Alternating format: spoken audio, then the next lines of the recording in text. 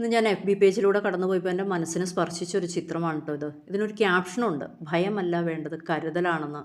ഞാൻ അപ്പോഴിങ്ങനെ ഇരുന്ന് ചിന്തിച്ചു, 20-30 വർഷം മുമ്പ് ആയിരുന്നെങ്കിൽ ഈ ചിത്രം എങ്ങനെ ഉണ്ടാകുമായിരുന്നു. ഞാൻ എൻ്റെ കാഴ്ചപ്പാടാണ് കേട്ടോ പറയുന്നത്. ഒരു മുണ്ടൊക്കെ മടക്കി കുത്തി മദ്യപിച്ച് തലയിലൊരു തോർത്തൊക്കെ കെട്ടി വന്ന് ഭാര്യയും മക്കളെയും എടുത്തിട്ടിരിക്കുന്ന ഭർത്താവ്.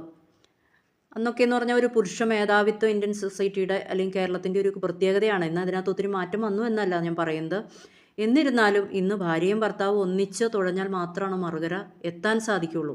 അതിൻ്റെ മാറ്റങ്ങളാണ് ആ ചിത്രത്തിൽ നമ്മൾ കണ്ടത്.